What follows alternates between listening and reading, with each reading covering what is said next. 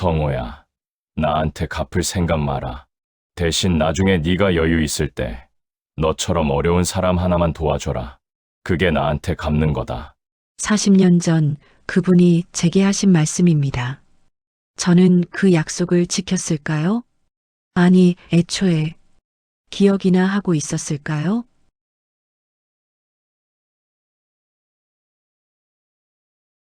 2024년 10월, 저는 62세가 됐습니다. 평범한 회사원으로 35년을 일하고 이제 정년퇴직을 2년 앞둔 나이죠. 아침 7시에 일어나 출근하고 저녁 7시에 퇴근하고 주말엔 손주들 보러 아들네 집에 가는 게 제 일상의 전부였습니다. 그날도 그랬습니다. 평소처럼 아침 식사를 하고 있는데 핸드폰이 울렸습니다. 낯선 번호였습니다. 여보세요. 박성호님 되시나요? 네, 그런데요. 안녕하십니까. 법무법인 정한의 김민준 변호사입니다. 혹시 지금 통화 가능하신가요? 법무사? 순간 가슴이 철렁 내려앉았습니다. 무슨 일이지? 사기? 아니면 아들이 무슨 사고라도 쳤나? 무슨 일이신가요? 손에 든 숟가락이 미세하게 떨리고 있었습니다. 혹시 김철호 님을 아십니까? 김철호. 그 이름을 들은 순간 숟가락을 놓쳤습니다. 짤그랑. 식탁에 떨어진 숟가락 소리가 유난히 크게 들렸습니다. 여보세요?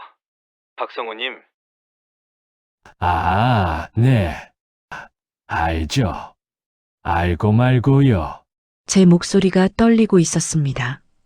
아내가 이상하다는 표정으로 저를 쳐다봤지만 저는 자리에서 일어나 거실로 나갔습니다.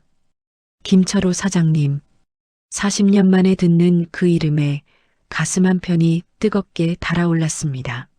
김철호 님께서 5년 전에 돌아가셨습니다. 네? 머릿속이 하얘졌습니다. 돌아가셨다고? 5년 전에? 유언 집행건으로 연락드렸습니다. 고인께서 박성호님께 전달해달라고 남기신 물건이 있습니다. 언제 사무실로 방문 가능하신가요? 저한테요. 대체 뭘 남기셨다는 겁니까? 그건 직접 오셔서 확인하시는 게 좋을 것 같습니다. 고인의 유언이기도 하고요. 통화를 끊고 나서도 한참을 멍하니 서 있었습니다. 사장님이 돌아가셨다고? 5년 전이면 2019년? 그동안 나는 뭘 했지? 가슴이 답답해 왔습니다. 아니, 정확히는 무언가가 목을 조이는 것 같았습니다. 죄책감이었을까요? 여보, 무슨 일이야? 얼굴이 왜 그래? 아내가 다가왔습니다. 아, 아니야. 옛날에 알던 분이 돌아가셨다는 소식이야. 누구? 친척? 아니, 옛날에 회사 다닐 때 알던 분이야. 거짓말이었습니다. 정확히는 반쪽짜리 진실이었죠. 김철호 사장님은 단순히 알던 분이 아니었습니다. 그분은 제 인생의 은인이었습니다. 아니, 은인 따위로는 표현이 부족했죠. 그분이 아니었다면 지금의 저는 없었습니다. 그날 하루 종일 저는 일이 손에 잡히지 않았습니다. 모니터를 보고 있어도 40년 전 그때가 자꾸만 떠올랐습니다. 1980년대 초반, 내가 22살이었지. 대학은 겨우 들어갔는데 등록금이 없어서 공사판에서 막노동을 하다가 그날 사고가 기억들이 주마등처럼 스쳐 지나갔습니다. 퇴근 후 집으로 돌아가는 길 저는 차를 세우고 한참을 그대로 앉아 있었습니다. 사장님은 언제부터 아프셨던 걸까? 마지막은 편안하셨을까? 장례식에는 누가 왔을까? 그리고 가장 큰 질문. 대체 나한테 무엇을 남기신 걸까? 다음 날 아침 저는 반차를 내고 법무사 사무실로 향했습니다. 높은 빌딩 12층, 법무법인 정한이라는 간판이 보였습니다. 문을 열고 들어서는 순간 가슴이 두근거렸습니다. 마치 40년 전으로 돌아가는 것 같은 기분이었습니다. 박성호 님이시죠? 기다리고 있었습니다. 이쪽으로 앉으시죠. 젊은 변호사가 저를 안내했습니다. 책상 위에는 낡은 갈색 봉투 하나가 놓여 있었습니다. 그 봉투를 보는 순간 이상하게도 눈물이 날 것 같았습니다. 고인께서 2019년 5월에 돌아가시면서 이 봉투를 박성호 님께 꼭 전달해달라고 유언하셨습니다. 변호사가 봉투를 제 앞으로 밀었습니다. 손을 뻗었지만 쉽게 잡히지 않았습니다. 이 안에 뭐가 들어있을까? 사장님은 40년이 지나도록 날 기억하고 계셨던 걸까? 나는 뭘 했지? 떨리는 손으로 봉투를 집어들었습니다. 생각보다 무거웠습니다. 아니, 물리적 무게가 아니라 다른 종류의 무게였습니다. 봉투를 뜯기 전에 저는 잠시 눈을 감았습니다. 40년 전 그때로 돌아가야 했습니다. 1983년 봄 22살의 박성호. 대학 합격증을 받던 날 어머니는 우셨습니다. 성호야, 미안하다. 엄마가 무능해서. 괜찮아요, 엄마. 제가 일해서 다닐게요. 가난했습니다. 아버지는 일찍 돌아가셨고 어머니 혼자 남의 집 가정부 일을 하며 저와 동생 둘을 키웠죠. 대학 등록금 250만 원은 우리 집에겐 하늘의 별 따기였습니다. 결국 저는 휴학계를 냈습니다. 그리고 건설 현장으로 나갔죠. 2년만 일하자. 2년이면 등록금 모을 수 있어. 새벽 5시에 일어나 현장으로 갔습니다. 철근을 나르고 시멘트를 섞고 땡볕 아래서 하루 12시간씩 일했습니다. 손에는 물집이 잡혔고 어깨는 늘 쑤셨지만 이를 악물었습니다. 그렇게 6개월이 지났습니다. 어느 여름날이었습니다. 야, 박성호! 3층에 철근 올려! 네, 무거운 철근 다발을 어깨에 메고 계단을 올라가고 있었습니다. 그때였습니다. 으악! 비명소리와 함께 무언가 무너지는 소리가 들렸습니다. 고개를 드는 순간 2층에 쌓여있던 자재 더미가 쏟아져 내리고 있었습니다. 그 아래에는 김철호 사장이 서 계셨죠. 몸이 먼저 반응했습니다. 철근을 던지고 있는 힘껏 달려가 사장님을 밀쳤습니다. 사장님! 쾅! 자재가 쏟아졌습니다. 사장님은 가볍게 넘어지며 비켜났지만 저는 철근 기둥이 다리를 직격했습니다. 으악! 귀를 찢는 비명이 터져 나왔습니다. 제 목에서 나온 소리였죠. 다리가 꺾이는 소리를 똑똑히 들었습니다. 그리고 밀려오는 고통. 아, 죽는 건가? 그 순간 어머니 얼굴이 떠올랐습니다. 정신을 차렸을 때는 병원이었습니다. 정신 드셨습니까? 낯선 중년 남자가 침대 옆에 앉아 계셨습니다. 김철호 사장이었습니다. 제 다리가. 복합골절입니다. 수술은 잘 끝났어요. 근데 성우 씨, 사장님의 목소리가 떨렸습니다. 내가 미안하오. 자재 관리를 제대로 못해서 당신이 날 구하지 않았으면 내가 죽을 뻔했어요. 아닙니다. 괜찮습니다. 괜찮긴 뭐가 괜찮아. 22살 청년이 다리가 부러졌는데 사장님이 고개를 숙이셨습니다. 병원비는 걱정 마세요. 내가 전부 책임질 테니까. 회사 보험도 있고 내 돈으로라도 꼭 책임지겠습니다. 그날부터 사장님은 매일 병문안을 오셨습니다. 하루도 빠지지 않고 때로는 아침에 때로는 저녁에 오늘 상태는 어때요? 좀 나아진 것 같습니다. 다행이네. 이거 오늘 우리 마누라가 그린 미역국이야. 먹어봐. 아, 감사합니다. 병원에 누워있는 2달 동안 저는 생각했습니다. 등록금은 이제 물 건너갔구나. 다리가 나아도 다시 힘든 일 할 수 있을까? 어머니께 뭐라고 말씀드리지? 절망이었습니다. 22살 청년의 미래가 산산조각 난 기분이었죠. 퇴원하던 날 사장님이 말씀하셨습니다. 성우 씨, 우리 철공소에서 일하지 않겠어요? 예? 하지만 저는 다리가 힘쓰는 일 시키는 거 아니에요. 사무실에서 서류 정리하고 자재 발주하고 그런 일 있잖아요. 그거 하면 되지. 하지만 그리고 말이야, 사장님이 제 어깨에 손을 올리셨습니다. 성우 씨, 대학생이라며? 네, 휴학 중입니다. 대학은 꼭 나와야 해. 내가 학비 대줄 테니 낮에는 일하고 저녁에는 야간 대학 다녀. 예? 귀를 의심했습니다. 사장님, 그게 무슨 내 목숨을 구해준 은인한테 이것도 못 해주면 내가 사람이야. 성우 씨는 날 살렸어. 그 빚은 평생 갚아도 못 갚아. 아닙니다. 저는 그냥 그냥 아니야. 당신은 자기 다리가 부러질 걸 알면서도 날 밀쳤어. 그게 어디 쉬운 일이야? 사장님의 눈이 붉어졌습니다. 제발 내가 사람 구실할 수 있게 해줘요. 내 양심상 당신을 그냥 보낼 수가 없어. 그날 저는 울었습니다. 태어나서 아버지 장례식 이후로 처음 우는 거였습니다.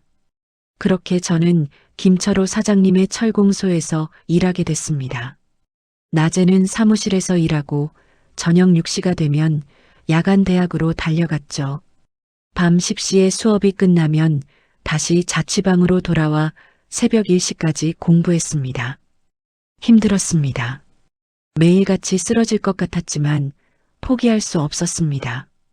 사장님이 날 믿고 계셔. 실망시킬 수 없어. 학기마다 등록금 날짜가 다가오면 가슴이 조여왔습니다. 사장님, 등록금이 아, 벌써 그때야? 알았어. 내일 주지.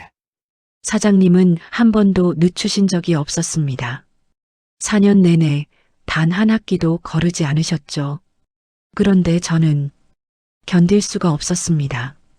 이건 빚이야. 반드시 갚아야 해.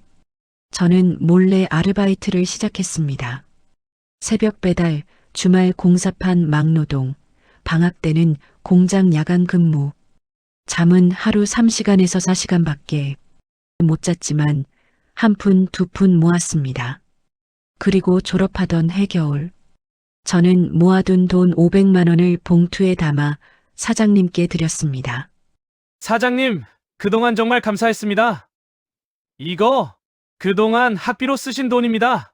성호야, 이게 무슨... 꼭 받으셔야 합니다. 그래야 제 마음이 편합니다. 사장님은 한참을 망설이시더니 결국 받으셨습니다. 알았어. 근데 성호야, 이거 하나만 약속해줘. 네, 사장님. 나한테 갚을 생각 마라. 대신 나중에 네가 여유 있을 때 너처럼 어려운 사람 하나만 도와줘라. 그게 나한테 갚는 거다. 네, 사장님, 꼭 그렇게 하겠습니다. 그게 사장님과 나눈 마지막 대화였습니다. 졸업 후 저는 대기업에 취직했고 정신없이 회사 생활을 하다 보니 연락이 끊겼습니다. 10년 후 찾아갔을 때는 철공소가 문을 닫고 이사를 가신 뒤였죠. 그 후로는 잊고 살았습니다. 아니, 잊으려 했습니다. 죄책감 때문에 법무사 사무실 현재 떨리는 손으로 봉투를 열었습니다. 안에는 편지 한 장과 통장이 들어 있었습니다. 먼저 편지를 펼쳤습니다. 익숙한 필체였습니다. 40년이 지났어도 알아볼 수 있는 사장님의 글씨였죠. 성호야, 잘 살았지? 그 첫 문장을 읽는 순간 눈물이 터져 나왔습니다. 변호사가 조용히 물 한 잔을 내밀었습니다. 저는 눈물을 닦고 떨리는 손으로 편지를 계속 읽어내려갔습니다.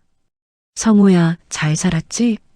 내가 대기업 다닌다는 소식을 우연히 들었다. 자랑스러웠어. 10년 전쯤이었나?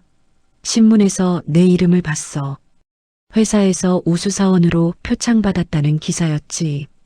사진도 실렸더라고.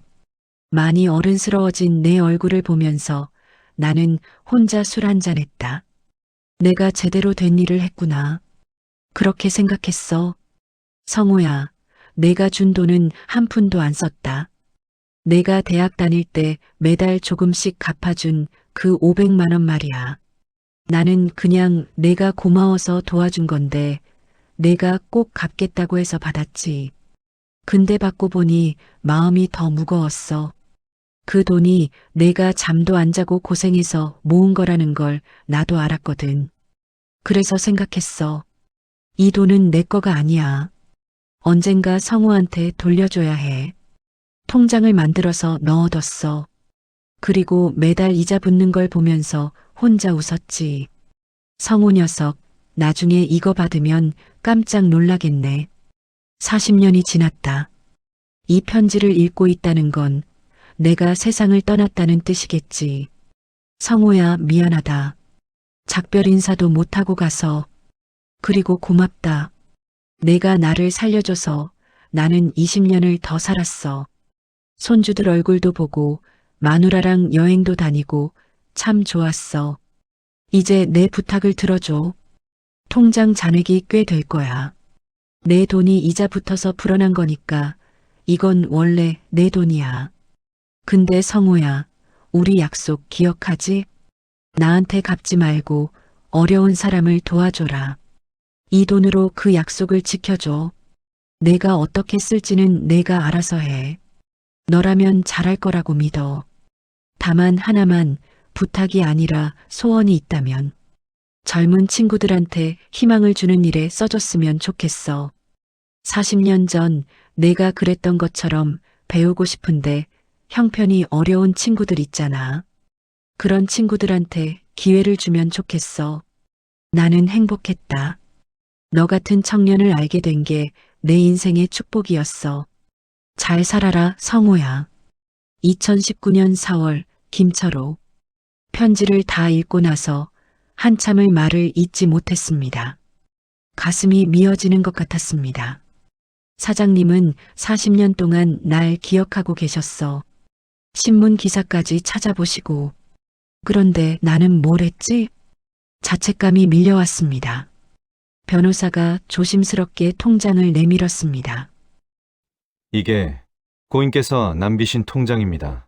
떨리는 손으로 통장을 펼쳤습니다. 첫 페이지, 1984년 3월 15일, 500만 원 입금. 그날이었습니다. 제가 사장님께 돈을 드린 그날, 그 다음 페이지들을 넘겼습니다. 매달 이자가 붙고 사장님이 조금씩 추가 입금을 하신 흔적이 보였습니다. 그리고 마지막 페이지, 2019년 4월 30일 기준, 잔액 3억 1245만 8,940원. 3억. 입에서 저절로 나온 말이었습니다. 40년 동안 복리로 불어난 겁니다. 고인께서 중간중간 추가로 넣으신 돈도 있고요. 머리가 멍해졌습니다. 제가 20대 때 모았던 500만 원이 40년 만에 3억이 넘는 돈이 되어 돌아온 것입니다. 고인께서는 이 돈을 반드시 박성호님께 전달하고 사용처는 박성호님이 결정하되 가능하면 장학 사업에 써달라는 유언을 남기셨습니다. 장학, 사업. 사장님의 마지막 소원. 젊은 친구들한테 희망을 주는 일. 법무사 사무실을 나와 차에 앉았습니다. 한참을 그대로 앉아 있었습니다. 핸들을 잡은 손이 떨렸습니다. 이 돈으로 뭘 해야 하지? 아니, 질문이 잘못됐습니다. 이 돈으로 뭘 해야 하는지는 알아. 장학금을 만들어야 해. 문제는 내가 할 수 있을까? 3억? 적지 않은 돈이었지만 장학재단을 만들기엔 부족할 수도 있었습니다. 내 퇴직금을 보태면 순간 멈칫했습니다. 퇴직금은 제 노후 자금이었습니다. 아내와 상의도 해봐야 하고 아들 의견도 들어야 했습니다. 하지만 사장님의 편지가 자꾸 떠올랐습니다. 우리 약속 기억하지? 저는 핸드폰을 꺼내 검색을 시작했습니다. 장학재단 설립 방법, 소규모 장학금 운영, 개인 장학사업. 한참을 검색하다가 한 가지 방법을 찾았습니다. 공익재단을 설립하지 않아도 대학에 장학기금을 기탁하는 방식이 있었습니다. 관리는 대학에서 해주고 매년 일정 금액을 장학금으로 지급하는 방식이었죠. 이거다. 가슴이 뛰기 시작했습니다. 그날 저녁 집에 돌아와 아내에게 모든 이야기를 했습니다. 40년 전 사장님의 은혜부터 오늘 받은 편지와 통장까지. 아내는 조용히 듣고 있다가 제 손을 잡았습니다. 여보, 당신 하고 싶은 대로 해요. 근데 내 퇴직금도 좀 보태야 할 것 같아. 얼마나? 한 5천만 원 정도. 그러면 총 3억 5천이 되니까 매년 1천만 원씩은 장학금을 줄 수 있어. 아내가 잠시 망설였습니다. 당연했습니다. 5천만 원은 우리 노후의 중요한 돈이었으니까요. 알았어요. 그렇게 해요. 정말 그분이 당신한테 그렇게 해주셨잖아요. 이제 당신이 다른 사람한테 그렇게 해줄 차례죠.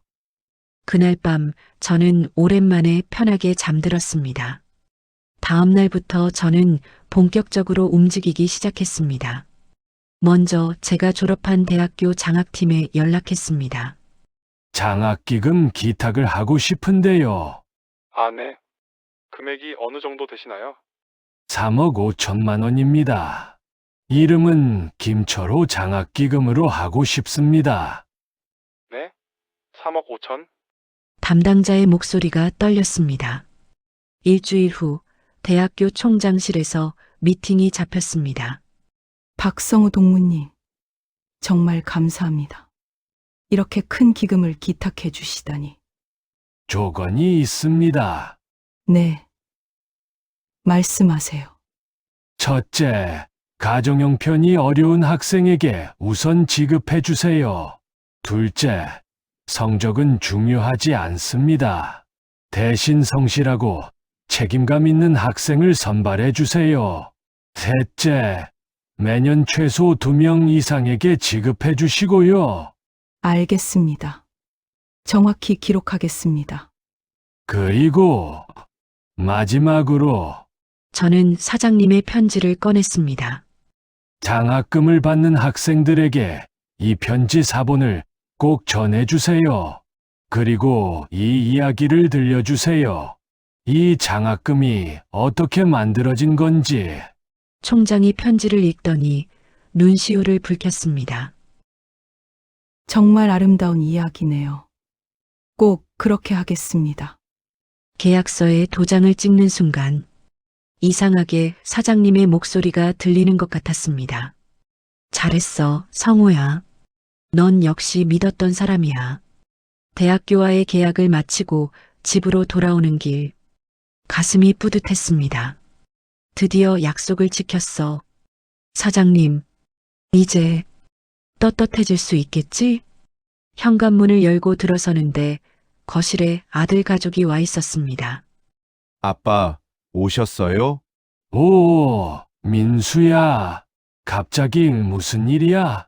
아들 민수는 35, 대기업 과장으로 일하고 있습니다. 며느리 수진이와 6살 손주 지우도 함께였죠. 할아버지,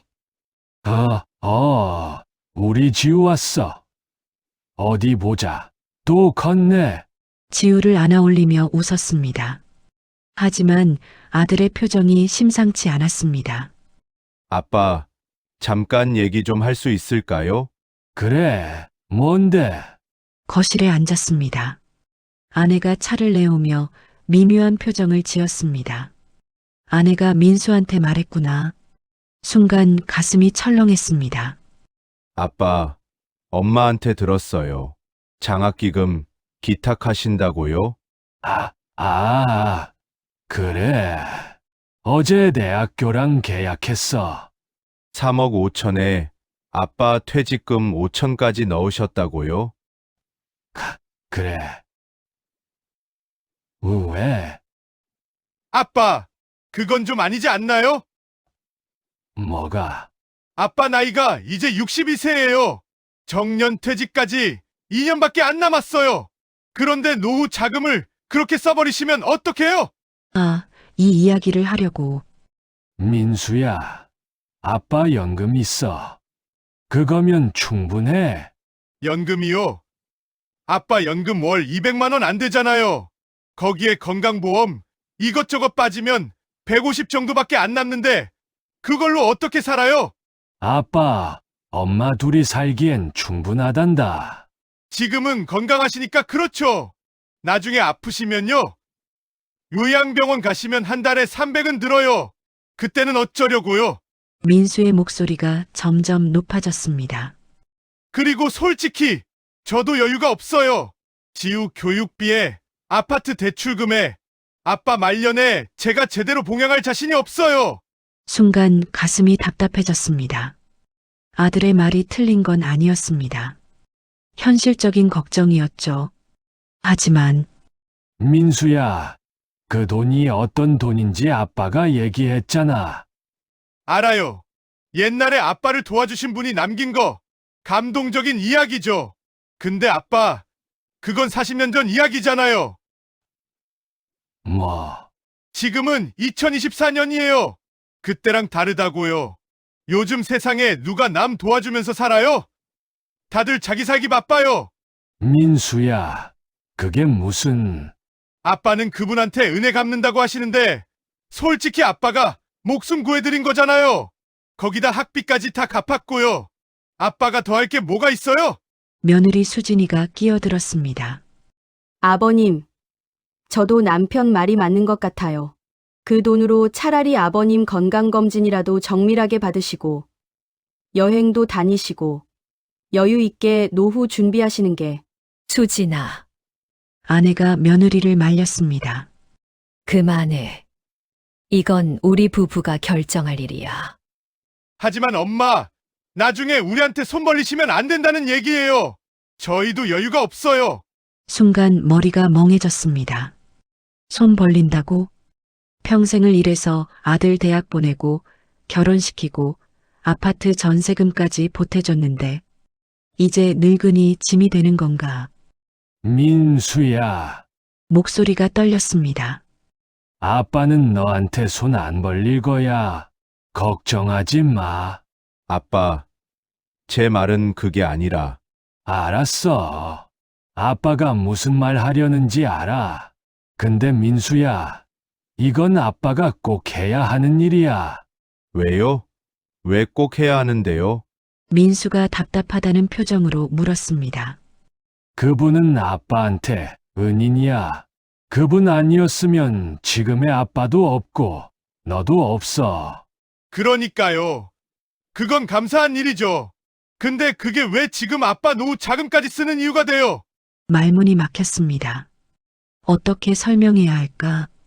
40년 전 그 절박함을, 사장님의 따뜻함을, 그 약속의 무게를 어떻게 설명하면 아들이 이해할 수 있을까? 민수야, 약속이라는 게 약속은 아빠가 하신 거잖아요. 근데 왜 저희까지 그 부담을 져야 해요? 부담. 가슴이 미어졌습니다. 제가 지키려는 약속이 아들에겐 부담이었습니다. 거실에 침묵이 흘렀습니다. 지우가 색연필로 그림을 그리는 소리만 들렸습니다.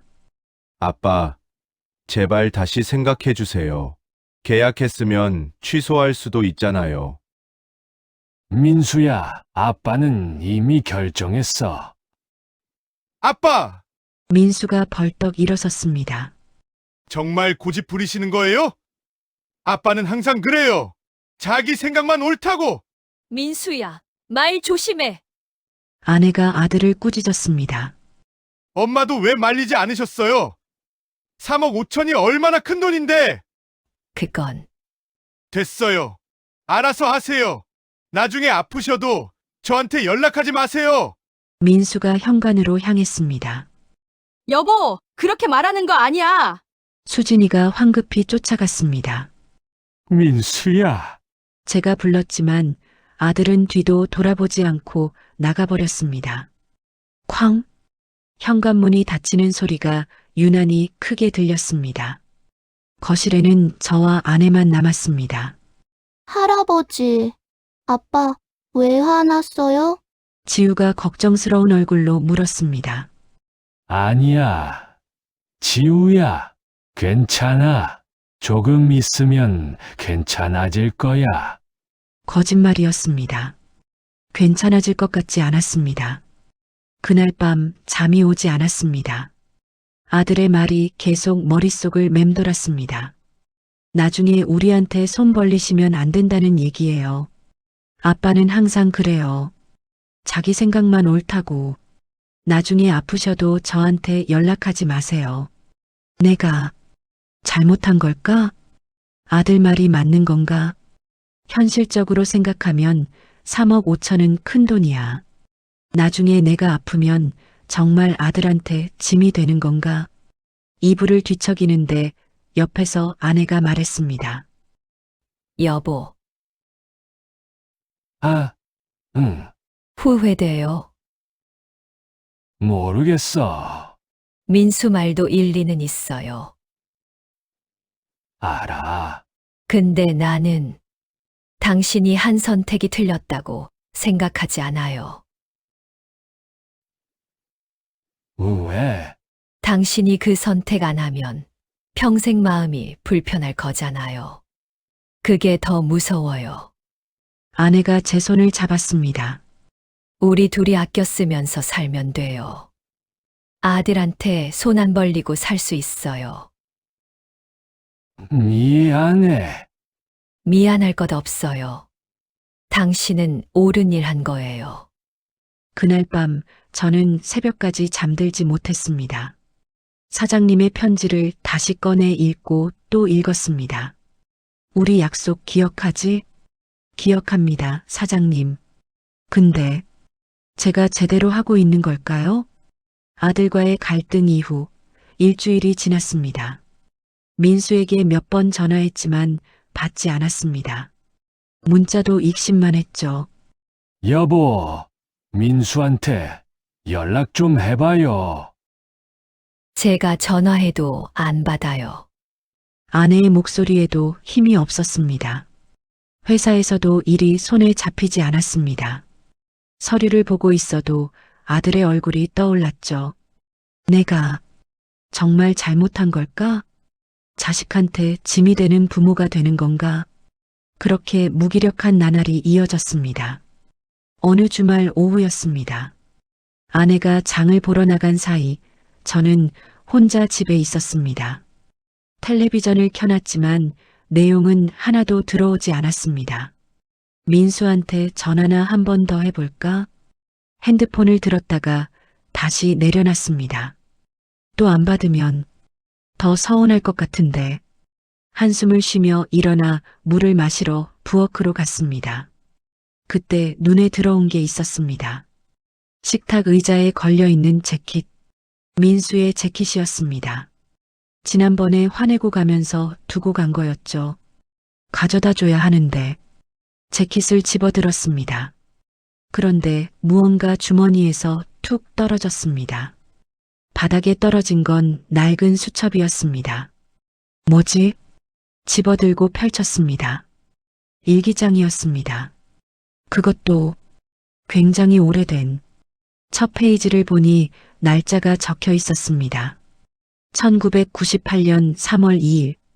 26년 전 민수가 중학생 때 읽지 말아야 한다는 걸 알았습니다. 남의 일기, 그것도 자식의 일기를 몰래 보는 건 옳지 않았죠. 하지만 손이 먼저 움직였습니다. 1998년 3월 2일. 오늘 학교에서 장래희망 장문을 썼다. 나는 아빠 같은 사람이라고 썼다. 선생님이 물어보셨다. 아빠는 무슨 일 하시니? 회사 다니세요. 그럼 회사원이 꿈이구나? 아니다. 나는 회사원이 꿈이 아니다. 나는 아빠처럼 사는 게 꿈이다. 가슴이 뛰기 시작했습니다. 다음 페이지를 넘겼습니다. 1998년 5월 15일. 오늘 아빠가 나한테 말씀하셨다. 민수야, 아빠는 원래 대학 못 갈 뻔했어. 그런데 한 분이 도와주셔서 대학을 나왔지. 나는 처음 듣는 이야기였다. 누구예요? 김철호 사장님이라고.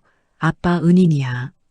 나중에 아빠가 여유 생기면 그분처럼 어려운 사람 도와주고 싶어. 아빠 눈이 반짝반짝했다. 멋있었다. 손이 떨렸습니다. 내가 민수한테 이런 얘기를 했었나? 기억이 잘 나지 않았습니다. 아마 무심코 한 말이었겠죠. 그런데 민수는 기억하고 있었습니다.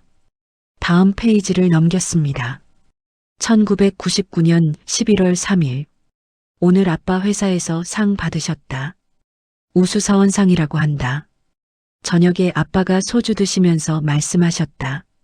민수야, 아빠는 너한테 큰 재산 물려줄 수는 없어. 미안하다. 괜찮아요, 아빠. 대신 아빠는 내가 정직하게 살았으면 좋겠어. 남한테 피해 안 주고 할 수 있으면 남 도와주면서 살아라. 나는 그렇게 살고 싶다. 아빠처럼. 눈물이 핑 돌았습니다. 내가 이런 말을 했었구나. 민수는 이걸 다 기억하고 있었어. 페이지를 계속 넘겼습니다. 2003년 2월 14일. 대학 합격했다. 아빠가 엄청 좋아하셨다. 민수야, 축하한다. 우리 아들 대학생 됐네. 아빠가 나를 안아주셨다. 그때 아빠가 작게 말씀하셨다. 아빠도 대학 갈 때 참 힘들었는데 내가 이렇게 당당하게 합격하니 아빠가 다 뿌듯하다. 나는 알고 있다. 아빠가 얼마나 고생하셨는지. 아빠는 가난했지만 대학을 나왔고 그래서 나를 대학 보낼 수 있었다는 걸. 나도 아빠처럼 멋진 사람이 되고 싶다. 일기장을 덮었습니다. 더 이상 읽을 수가 없었습니다. 눈물이 뚝뚝 떨어졌습니다. 민수야, 너는 아빠를 이렇게 보고 있었구나. 그런데 지금은 소파에 주저앉았습니다. 가슴이 너무 아팠습니다. 저를 존경했던 아들, 아빠처럼 살고 싶다던 아들, 그 아들이 지금은 제게 자기 생각만 옳다고 말하는 사람이 됐습니다. 어디서부터 잘못된 걸까? 우리 사이에 무슨 일이 있었던 거지? 한참을 그렇게 앉아 있었습니다. 현관문이 열리는 소리가 들렸습니다. 아내가 돌아온 거였죠. 여보, 나왔어요. 근데 왜 불도 안 켜놓고? 아내가 거실로 들어오다가 멈췄습니다. 왜 그래요? 우는 거예요. 여보, 저는 일기장을 아내에게 건넸습니다. 이거 민수 일기장이에요. 재킷 주머니에 있었어요. 일기장, 왜 이걸? 읽어봐요. 아내가 일기장을 펼쳤습니다. 한참을 읽더니 아내도 눈시울이 붉어졌습니다. 이 아이가 이런 생각을 하고 있었어요? 그때는 그랬어요. 근데 지금은 다르죠. 여보, 내가 뭘 잘못한 걸까? 민수가 언제부터 변한 걸까? 아내가 잠시 생각하더니 말했습니다. 변한 게 아니에요. 뭐, 민수는 안 변했어요. 그 애는 지금도 당신을 존경해요. 그럼 왜 그렇게 반대하는 거예요? 두려워서요. 아내가 소파에 앉으며 말을 이었습니다. 민수는 당신처럼 멋진 사람이 되고 싶었어요. 근데 현실은 만만치 않았죠. 아이 키우고 대출금 갚고 회사에서 살아남고 그러다 보니 이상보다는 현실을 먼저 보게 된 거예요. 그런 상황에서 아버지가 3억을 기부한다고 하니까 민수는 혼란스러웠을 거예요. 아버지처럼 살고 싶지만 현실적으로는 불안한 거죠. 아내의 말이 가슴에 와 닿았습니다. 그리고 솔직히 민수 말에도 일리가 있어요. 우리 노후가 불안한 건 사실이니까. 그럼 당신도 내가 잘못했다고 생각하는 거예요? 아니요. 당신은 옳은 일 했어요. 근데 민수도 틀린 말 한 게 아니에요. 둘 다 맞는 얘기예요. 그럼 어떻게 해야 하는 거예요? 아내가 제 손을 잡았습니다. 민수한테 보여줘요. 뭐요? 당신이 왜 그 선택을 했는지. 그게 얼마나 소중한 약속인지. 그리고 당신이 두렵지 않다는 걸. 두렵지 않다고? 우리가 스스로 잘 살 수 있다는 거요. 아들한테 짐이 안 될 수 있다는 거. 그걸 보여주면 민수도 이해할 거예요. 가슴이 뜨거워졌습니다. 그래. 내가 두려워하니까 민수도 두려워하는 거야. 내가 당당해야 민수도 당당해질 수 있어. 저는 일기장을 다시 펼쳤습니다. 나도 아빠처럼 멋진 사람이 되고 싶다. 민수야, 아빠가 다시 한번 보여줄게. 멋지게 사는 게 뭔지. 그날 저녁 저는 결심했습니다. 민수를 만나야 했습니다. 제대로 이야기를 나눠야 했습니다. 일기장이 아니었다면 몰랐을 겁니다. 아들의 진짜 마음을, 그리고 제가 해야 할 일을. 다음 날 일요일 오후 저는 민수에게 문자를 보냈습니다. 민수야, 아빠다. 오늘 저녁같이 밥 먹자. 할 얘기가 있어. 내가 좋아하는 설렁탕집에서 6시에 보자. 한참을 기다렸습니다. 30분이 지나서야 답장이 왔습니다. 알겠습니다. 짧은 답변이었지만 그래도 온다는 거였습니다. 다행이야. 제대로 얘기해봐야지. 저녁 6시 설렁탕집. 먼저 도착해서 기다리고 있었습니다. 손에 든 물컵을 몇 번이고 들었다 놨다 했죠. 어떻게 말을 꺼내야 하지? 일기장 얘기를 먼저 할까? 아니야, 그건 나중에. 현관문이 열리며 민수가 들어왔습니다. 아빠, 왔구나. 앉아. 민수가 마주 앉았습니다. 표정이 여전히 굳어 있었죠. 뭐, 먹을래? 설렁탕이요. 사장님, 설렁탕 둘이요. 주문을 하고 어색한 침묵이 흘렀습니다. 민수가 먼저 입을 열었습니다. 할 얘기가 뭔데요? 민수야, 지난번에는 미안했다. 괜찮아요. 아빠가 너무 일방적으로 결정한 것 같아서 내 얘기도 제대로 안 듣고. 아빠가 하고 싶으신 대로 하셨잖아요. 이제 와서 사과하셔도. 민수야, 저는 가방에서 김철호 사장님의 편지를 꺼냈습니다. 이거 한 번만 읽어봐 줄래? 민수가 의아한 표정으로 편지를 받았습니다.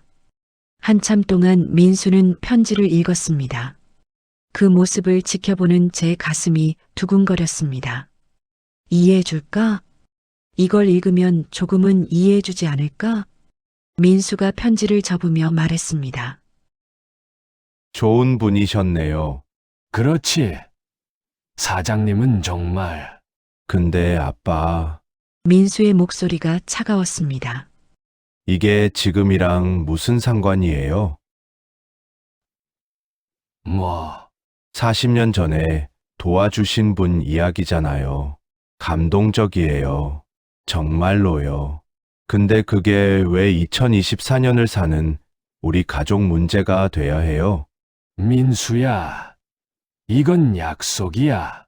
사장님이 아빠한테. 약속은 아빠가 하신 거잖아요. 민수의 목소리가 높아졌습니다. 주변 손님들이 쳐다봤습니다. 아빠가 20대 때 한 약속을 왜 지금 62살에 지켜야 해요? 그것도 노후 자금까지 털어서? 그게 솔직히 말씀드릴게요. 민수가 테이블에 팔을 괴며 말했습니다. 아빠 세대는 그렇게 사셔도 됐어요. 그때는 경제가 성장하고 집값도 오르고 연금도 괜찮았잖아요. 근데 지금은 달라요. 민수야. 저는 회사에서 매일 구조조정 얘기 들어요. 언제 잘릴지 몰라요. 집값은 천정부지고 아이 교육비는 끝이 없어요. 저축 그런 거 할 여유도 없어요. 민수의 목소리가 떨렸습니다. 그런데 아빠는 3억을 남한테 준다고요? 아빠 아들인 저는 불안에 떨고 있는데 모르는 대학생들한테 장학금을 준다고요? 민수야. 그 학생들도 가난해서 대학을 못 다니는. 그럼 저는요? 저는 가난하지 않아요. 전세 대출금 2억, 학자금 대출 3천, 자동차 할부금.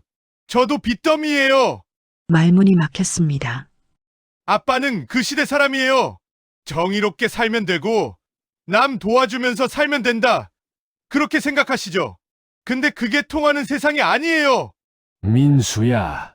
그래도 아빠, 현실 좀 보세요. 민수가 벌떡 일어섰습니다.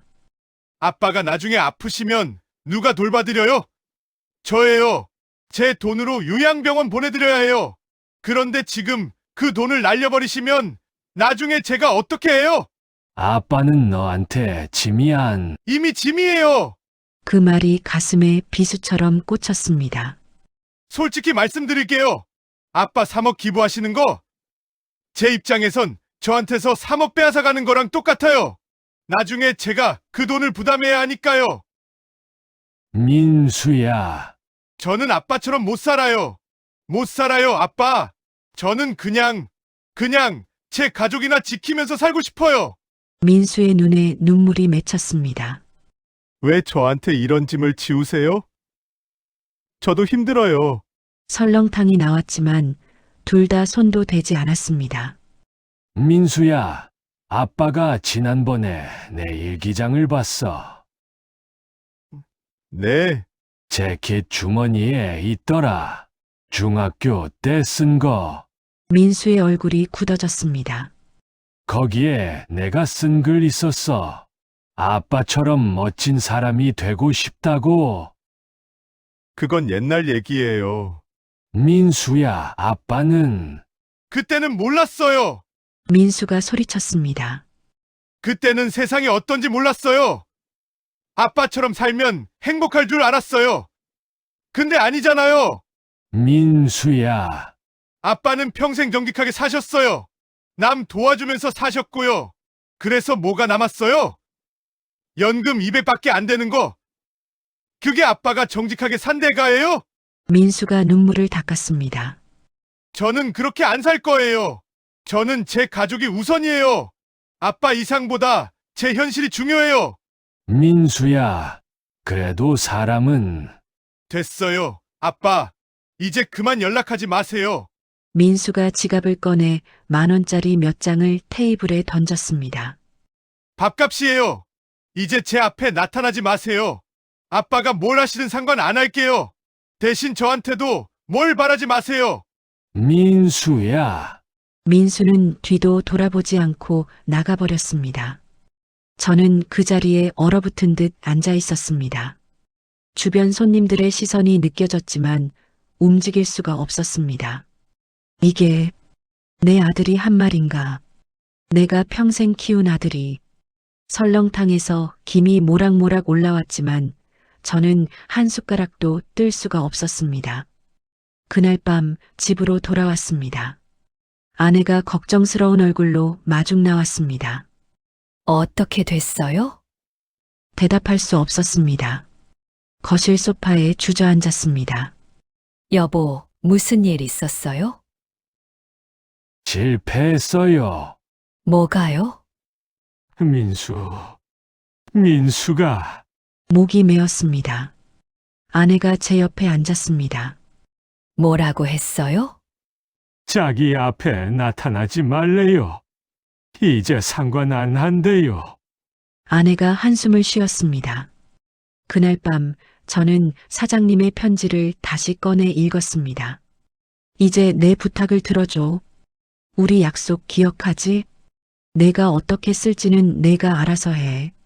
너라면 잘할 거라고 믿어. 사장님, 제가 잘한 걸까요? 약속을 지키는 게 맞는 건가요? 제 아들은 저를 떠났는데 이게 정말 옳은 일인가요? 눈물이 편지 위로 떨어졌습니다. 글씨가 번졌습니다. 창밖은 어두웠습니다. 달도 별도 보이지 않는 캄캄한 밤이었습니다.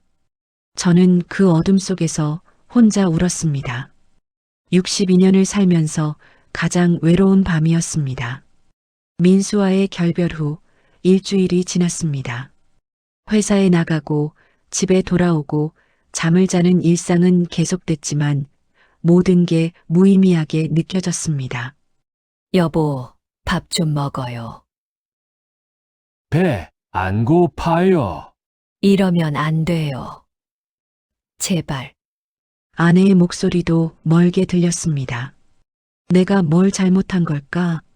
사장님과의 약속을 지키려 했을 뿐인데 왜 이렇게 된 걸까? 그날은 금요일이었습니다. 회사에서 일을 하고 있는데 핸드폰이 울렸습니다. 모르는 번호였습니다. 여보세요. 박성호 동무님이신가요? 저는 대학교 장학팀 김민재입니다. 네. 무슨 일이시죠? 다음 주 수요일에 김철호 장학기금 첫 장학금 수여식이 있습니다. 혹시 참석 가능하신가요? 장학금 수여식. 머릿속이 복잡해졌습니다. 제가 꼭 가야 하나요? 기탁자시니까요. 장학생들도 감사 인사 드리고 싶어 하고요. 알겠습니다. 가겠습니다. 전화를 끊고 한참을 멍하니 앉아 있었습니다. 장학금 수여식. 정말 가야 하나? 지금 이 마음으로 가서 뭐라고 말하지? 수요일 오후 2시.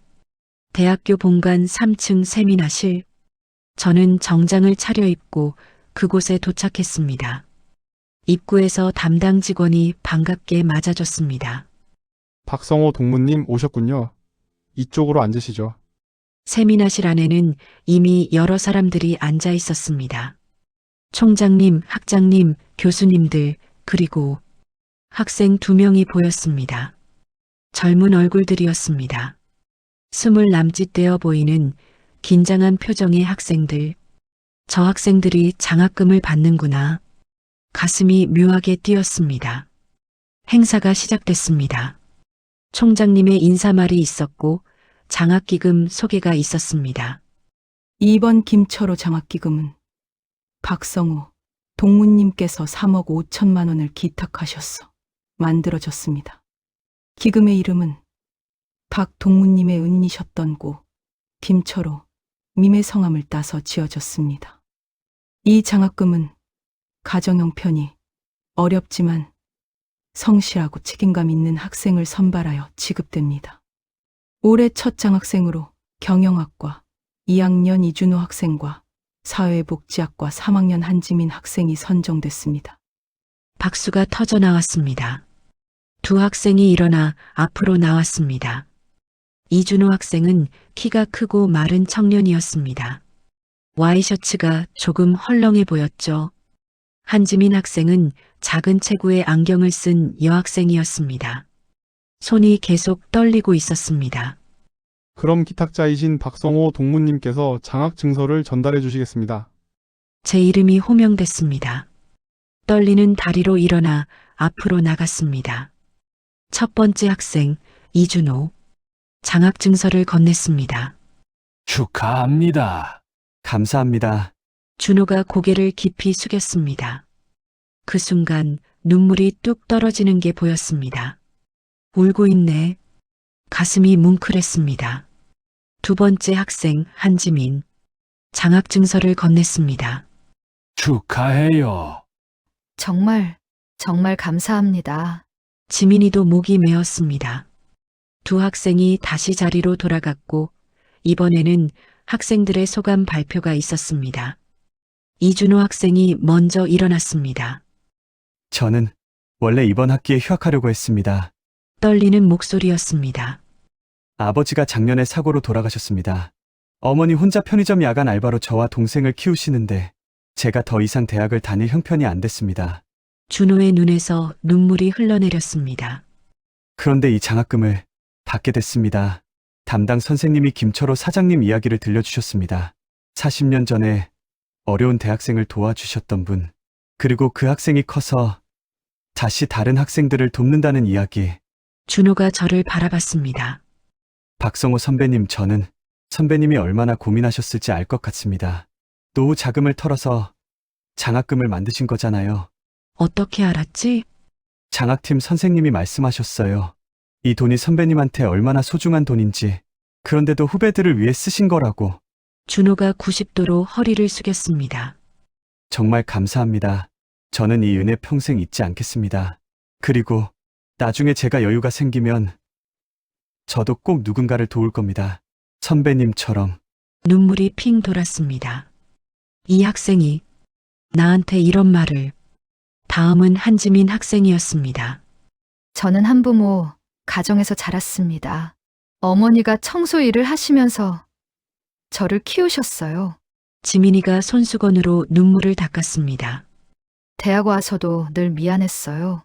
어머니한테 제가 공부한다고 어머니가 더 힘들어 하시는 게 보여서 여러 번 그만두려고 했어요. 근데 어머니가 그러셨어요. 지민아, 엄마는 내가 대학 졸업하는 거 보는 게 소원이야.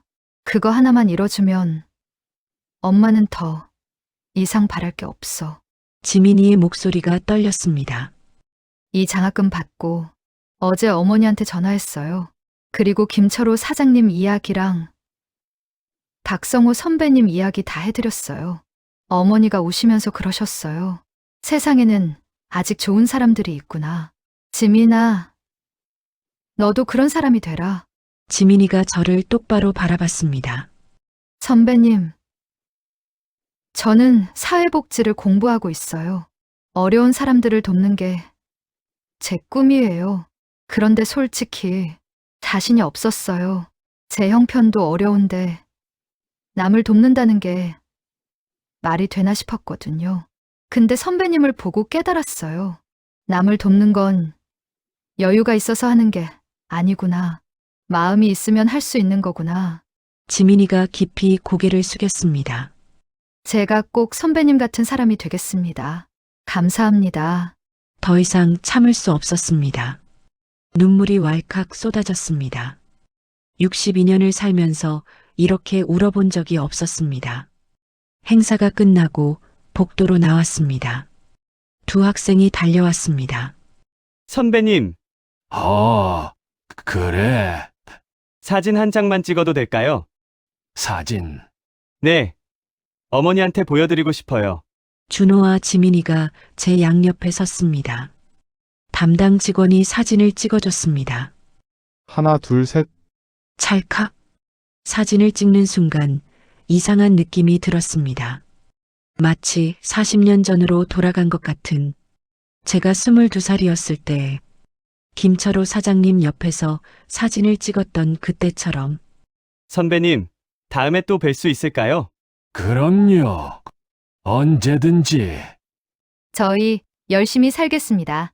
두 학생이 환하게 웃었습니다. 그 순간 누군가 제 어깨를 툭 치는 느낌이 들었습니다. 뒤를 돌아봤지만 아무도 없었습니다. 하지만 분명히 느꼈습니다. 사장님, 이거 맞죠? 제가 잘한 거 맞죠? 대학을 나와 주차장으로 걸어가고 있었습니다. 핸드폰이 울렸습니다. 민수였습니다. 손이 떨렸습니다. 일주일 만이네. 무슨 일이지? 전화를 받았습니다. 여보세요. 아빠, 민수의 목소리였습니다. 그런데 이상했습니다. 떨리고 있었습니다. 민수야, 무슨 일이야? 아빠, 지금 어디세요? 대학교. 장학금 수여식 다녀오는 길이야. 아빠, 저 지금 아빠 학교 앞이에요. 뭐, 주차장을 둘러봤습니다. 멀리서 한 남자가 걸어오고 있었습니다. 민수였습니다. 전화를 끊고 그 자리에 멈춰 섰습니다. 민수가 다가왔습니다. 얼굴이 울어서 붓고 눈이 빨갛게 충혈돼 있었습니다. 민수야. 아빠, 민수가 제 앞에 무릎을 꿇었습니다. 민수야. 아빠, 죄송합니다. 민수가 고개를 숙이며 울기 시작했습니다.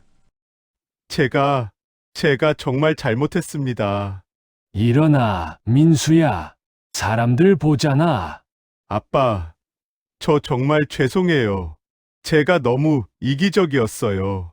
민수가 주머니에서 뭔가를 꺼냈습니다. 일기장이었습니다. 그 낡은 일기장. 어젯밤에 이걸 다시 읽었어요. 제가 중학생 때 쓴 거. 민수야. 저는 아빠처럼 되고 싶었어요. 아빠처럼 멋진 사람이 되고 싶었다고요. 민수의 목소리가 떨렸습니다. 근데 제가 언제부터인가 변했어요. 돈이, 안정이, 현실이 더 중요해졌어요. 그러다가 아빠를 잊어버렸어요. 제가 왜 아빠를 존경했는지. 민수야, 일어나. 제발. 오늘 아침에 인터넷 기사를 봤어요. 우리 대학 홈페이지에 올라온 거. 김철호 장학기금 소개 기사. 민수가 핸드폰을 꺼내 보여줬습니다. 기사 사진에는 제가 학생들과 함께 찍은 사진이 있었습니다. 이 기사 읽고 댓글도 읽었어요. 이런 분이 진짜 어른이다. 존경합니다. 저도 이런 사람이 되고 싶습니다. 민수가 눈물을 닦았습니다. 그리고 깨달았어요. 제가 얼마나 작은 사람인지, 아빠가 얼마나 큰 사람인지. 민수야. 아빠, 제가 틀렸어요. 아빠가 옳았어요. 아빠는 평생 그렇게 사셨잖아요. 정직하게, 남한테 피해 안 주고, 도울 수 있으면 돕고. 민수가 일어나 저를 껴안았습니다. 저도 그렇게 살고 싶어요. 아빠, 다시 그 꿈을 꾸고 싶어요. 제발, 다시 기회를 주세요. 저도 아들을 껴안았습니다. 그리고 함께 울었습니다. 주차장 한가운데서 부자가 함께 울었습니다. 그날 저녁 우리 가족은 오랜만에 함께 식사를 했습니다. 저와 아내, 민수와 수진, 그리고 지우까지. 할아버지, 오늘 기분 좋아 보여요. 그래. 할아버지가 오늘 아주 좋은 일이 있었거든. 무슨 일이에요? 응. 지우가 크면 알려줄게. 민수가 옆에서 조용히 웃었습니다. 식사를 하다가 민수가 말했습니다. 아빠, 아, 응. 제가 제 적금 깨서 500만 원 보탤게요. 장학기금에. 민수야, 그건. 아니에요. 제가 하고 싶어서 하는 거예요. 수진이가 민수의 손을 잡았습니다. 저희 부부가 상의했어요. 매년 조금씩이라도 보태겠습니다. 그게 아버님께 물려받은 진짜 유산이니까요. 가슴이 벅차올랐습니다. 고맙다. 민수야, 수진아. 아빠, 그리고 하나 더. 민수가 가방에서 종이 한 장을 꺼냈습니다. 제가 회사 게시판에 김철호 장학기금 이야기를 올렸어요. 그랬더니 몇몇 선배들이 관심을 보이시더라고요. 소액이라도 기부하고 싶다고. 정말. 네. 아빠 이야기가 사람들 마음을 움직인 거예요. 저도 그랬고요. 그날 밤 저는 혼자 서재에 앉아 있었습니다. 책상 위에는 김철호 사장님의 편지가 놓여 있었습니다. 창문 너머로 달이 보였습니다. 환하게 빛나는 보름달이었습니다. 사장님, 혼잣말처럼 중얼거렸습니다. 약속 지켰습니다. 40년이나 걸렸지만 결국 지켰어요. 그리고 이제 알았어요. 사장님이 제게 주신 게 뭔지. 돈이 아니었어요. 기회도 아니었고요. 사장님은 제게 대를 잇는 마음을 주신 거였어요. 한 사람이 받은 은혜가 다른 사람에게 전해지고 그게 또 다음 사람에게 이어지는 것. 그게 진짜 유산이라는 걸. 눈물이 또 흘렀습니다. 이번에는 슬픔의 눈물이 아니었습니다. 감사의 눈물이었습니다. 편지를 다시 한번 읽었습니다. 나는 행복했다. 너 같은 청년을 알게 된 게 내 인생의 축복이었어. 잘 살아라, 성호야. 사장님도 축복이었어요. 제 인생의 가장 큰 축복이었습니다. 6개월 후, 대학교에서 다시 연락이 왔습니다. 김철호 장학기금이 예상보다 많은 기부금을 받았다는 소식이었습니다. 민수회사 사람들, 제 동창들, 심지어 인터넷 기사를 보고 감동받은 익명의 기부자들까지 처음 3억 5천으로 시작한 기금이 5억을 넘어섰다고 했습니다. 박성호 동무님, 이제 매년 4명의 학생에게 장학금을 줄 수 있을 것 같습니다. 4명이나요? 네. 동무님의 이야기가 많은 분들께 감동을 드린 것 같습니다. 전화를 끊고 한참을 멍하니 앉아 있었습니다. 사장님, 보고 계세요? 한 사람의 선한 마음이 이렇게 많은 사람에게 퍼져나가고 있어요. 1년 후, 이준호 학생에게서 문자가 왔습니다. 선배님, 이번 학기 성적 A 받았습니다. 선배님 덕분입니다. 열심히 살겠습니다. 한지민 학생에게서도 연락이 왔습니다. 선배님, 저 사회복지사 자격증 땄어요. 졸업하면 꼭 어려운 분들 도울 거예요. 선배님처럼요. 두 학생의 문자를 보며 웃었습니다. 이 아이들이 자라서 또 누군가를 도와주겠지. 그러면 사장님의 마음이 영원히 이어지는 거야.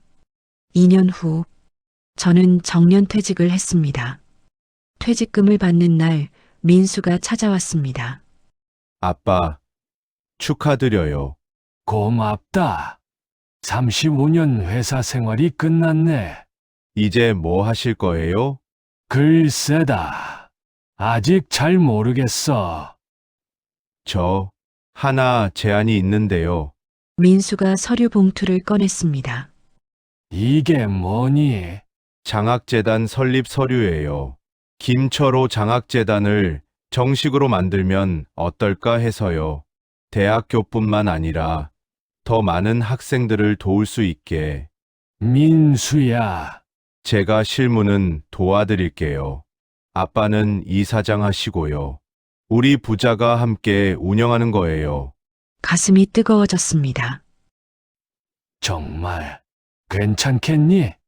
괜찮은 게 아니라 하고 싶어요. 저도 아빠처럼 의미 있는 일 하면서 살고 싶어요. 민수의 눈이 반짝였습니다. 중학생 때 일기장에 썼던 그 눈빛이었습니다. 현재, 오늘은 김철호 장학재단 현판식 날입니다. 작은 사무실이지만 우리에겐 의미 있는 공간입니다. 현판 제막식에 많은 사람들이 왔습니다. 대학교 총장님, 장학생들, 민수회사 사람들, 제 동창들. 그럼 제막식을 시작하겠습니다. 빨간 천이 벗겨지며 현판이 드러났습니다. 김철호 장학재단.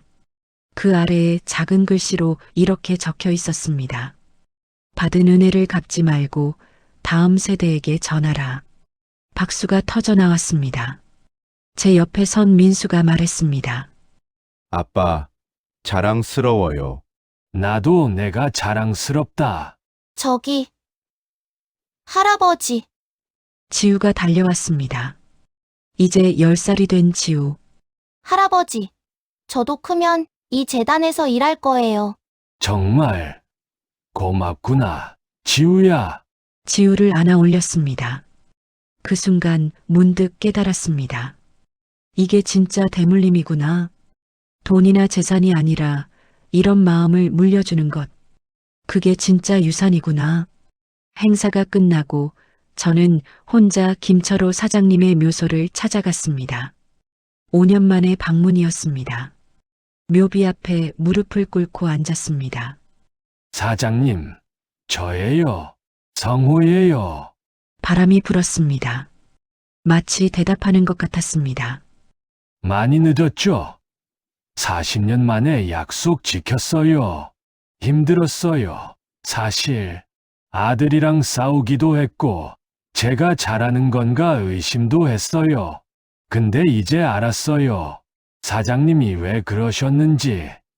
눈물이 흘렀습니다. 사장님은 저를 구하신 게 아니었어요. 저를 통해서 더 많은 사람을 구하신 거였어요. 이제 많은 학생들이 사장님 덕분에 공부할 수 있어요. 그 학생들이 자라서 또 다른 누군가를 도울 거예요. 사장님의 마음이 영원히 이어질 거예요. 묘비에 손을 얹었습니다. 차가운 돌이었지만 따뜻하게 느껴졌습니다. 감사합니다. 사장님, 제 인생에 와주셔서 사장님이 주신 것 잘 키워서 많은 사람들에게 나눠줄게요. 이제 편히 쉬세요. 사랑합니다. 묘소를 나오는데 핸드폰이 울렸습니다. 이준호 학생이었습니다. 선배님, 저 이번에 대학원 합격했어요. 계속 공부하고 싶어서요. 축하한다. 준호야. 선배님, 나중에 제가 교수 되면요. 저도 어려운 학생들 돕는 장학금 만들 거예요. 선배님처럼요. 전화를 끊고 하늘을 올려다봤습니다. 구름 사이로 햇살이 쏟아졌습니다. 사장님, 들으셨죠? 한 사람, 또 한 사람, 이렇게 이어지는 거죠? 이게 우리가 만든 기적이에요. 에필로그. 그로부터 10년이 흘렀습니다. 김철호 장학재단은 지금까지 총 127명의 학생에게 장학금을 지급했습니다. 그중 15명이 졸업 후 재단에 기부를 했습니다. 장학생들 받은 걸 돌려드립니다. 다음 후배들에게 써주세요. 이준호는 대학 교수가 되어 자신의 월급 일부를 매달 기부하고 있습니다. 한지민은 사회복지사가 되어 홀몸 어르신들을 돌보고 있습니다. 그리고 민수는 회사를 그만두고 재단 사무국장이 되었습니다. 아빠, 저는 이 일이 제일 행복해요. 저는 올해 72이 됐습니다. 건강은 좀 안 좋아졌지만 마음만은 22살처럼 뜨겁습니다. 오늘도 재단 사무실에 나가 장학생들을 만났습니다. 한 학생이 물었습니다. 할아버지 후회 안 하세요? 그 큰 돈을 기부하신 거. 웃으며 대답했습니다. 후회. 전혀. 이게 내 인생 최고의 투자야. 투자요. 그래. 너희들한테 투자한 거지. 너희가 자라서 세상을 더 따뜻하게 만들 거잖아. 그보다 좋은 투자가 어디 있겠니? 학생이 환하게 웃었습니다.